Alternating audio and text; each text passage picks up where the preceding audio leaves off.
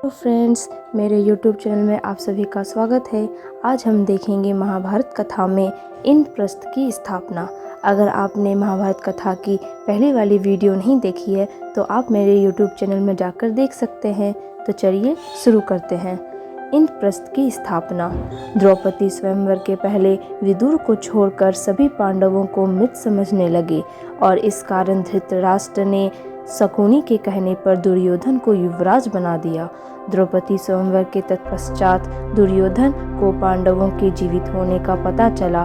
पांडवों ने कौरवों से अपना राज्य मांगा, परंतु गृह युद्ध के संकट से बचने के लिए युधिष्ठिर ने कौरवों द्वारा दिए गए खंडहर स्वरूप खांडवन आधे राज्य के रूप में प्राप्त किया।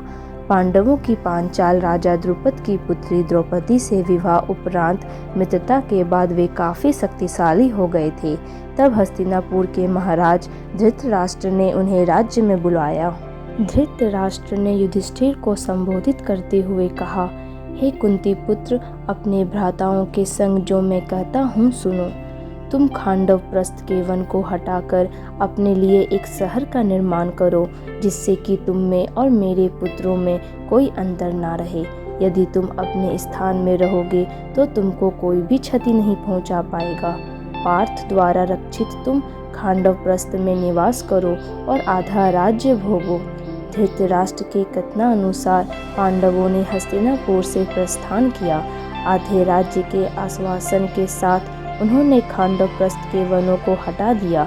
उसके उपरांत पांडवों ने श्री कृष्ण के साथ मय दानव की सहायता से उस शहर का सौंदर्यीकरण किया। शहर एक द्वितीय स्वर्ग के समान हो गया। उसके बाद सभी महारथियों व राज्यों के प्रतिनिधियों की उपस्थिति में वहां श्री कृष्ण द्वैपायन व्यास के सानिध्य में एक महान यज्ञ और गृह प्रवेश अनुष्ठान का आयोजन हुआ।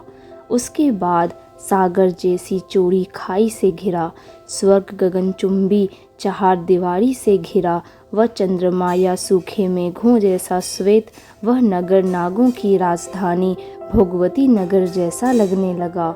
इसमें अनगिनत प्रासाद, असंख्य द्वार थे, जो प्रत्येक द्वार गरुड़ के विशाल फैले पंखों की तरह खुले थे।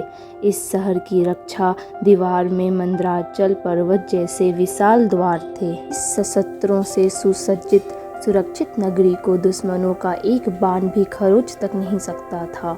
उसकी दीवारों पर तोपें और सख्त घनियां रखी थी, जैसे दुमुही सांप होते हैं। बुर्जियों पर सशस्त्र सेना के सैनिक लगे थे। उन दीवारों पर वृहत लोह चक्र भी लगे थे।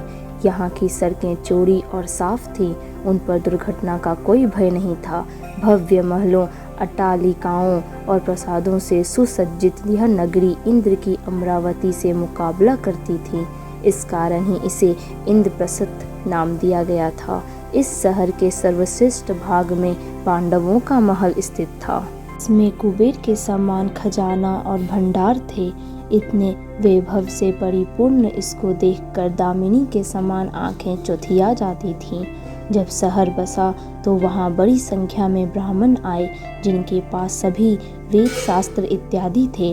वह सभी भाषाओं में पारंगत थे। यहाँ सभी दिशाओं से बहुत से व्यापारी गण पधारे। उन्हें यहाँ व्यापार कर धन संपत्ति मिलने की आशाएं थी। बहुत से कारीगर वर्ग के लोग भी यहाँ आकर बस गए।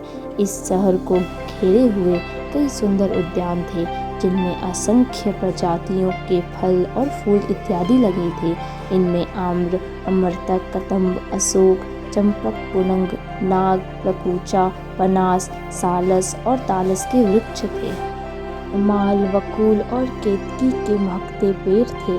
सुंदर और पुष्पित अमलक, जिनकी शाखाएं फलों से लदी होने के कारण झुकी रहती थीं। लोहद्र और सुंदर अंकोल वृक्ष भी थे। जम्बू, पाटल, कुंजक, अतिमुक्ता, करविरस, पारिजात और ढेरों अन्य प्रकार के पेड़ पौधे लगे थे। अनेकों हरे भरे कुंज यहाँ मयूर और कोकिल ध्वनियों से गूंजते रहते थे। कई विलास गृह थे, जो कि शीशे जैसे चमकदार थे और लताओं से ढके थे। यहाँ कई कृत्रिम टीले थे और जल से ऊपर तक भरे सरोवर और झीलें कमल तराग जिनमें हंस और बतखें चक्रवाक इत्यादि किलोल करते रहते थे। यहाँ कई सरोवर में बहुत से जलीय पौधों की भी भरमार थी। यहाँ रहकर शहर को भोगकर पांडवों की खुशी दिनों दिन बढ़ती गई थी। भीष्म पितामह और धृतराष्ट्र के अपने प्रतिदर्शित नैतिक व्यवहार के परिणाम स्वरूप पांडवों ने खांडवप्रस्थ को इंद्रप्रस्थ में परिवर्तित कर दिया। पांडु कुमार अर्जुन ने कृष्ण के साथ खांडव वन को जला दिया और इंद्र के द्वारा की हुई वृष्टि को अपने बाणों के बांध से निवारण करते हुए अग्नि को तृप्त किया। वहाँ अर्जुन और कृष्ण जी ने समस्त देवताओं को युद्ध में परास्त कर दिया। इसके फलस्वरूप अर्जुन ने अग्निदेव से दिव्य गांडीव धनुष और उत्तम रथ प्राप्त किया और कृष्ण जी ने सुदर्शन चक्र प्राप्त किया था। उन्हें युद्ध में भगवान कृष्ण जैसे सारथी मिले थे तथा उन्होंने आचार्य द्रोण से ब्रह्मास्त्र आदि दिव्य आयुध और कभी नष्ट न होने वाले बाण प्राप्त किए थे। इंद्र अपने पुत्र अर्जुन की वीरता देखकर अति प्रसन्न हुए। इंद्र के कहने पर देव शिल्पी विश्वकर्मा और मय दानव ने मिलकर खांडव वन को इंद्रपुरी जितने भव्य नगर से निर्मित कर दिया, जिसे इंद्रप्रस्थ नाम दिया गया। आशा करती हूँ कि आपको यह कहानी काफ़ी पसंद आई होगी। अगर आपको कहानी पसंद आई है तो आप इसे लाइक करें, शेयर करें और रोज़ाना कहानियाँ सुनने के लिए YouTube चैनल को भी सब्सक्राइब करें। धन्यवाद।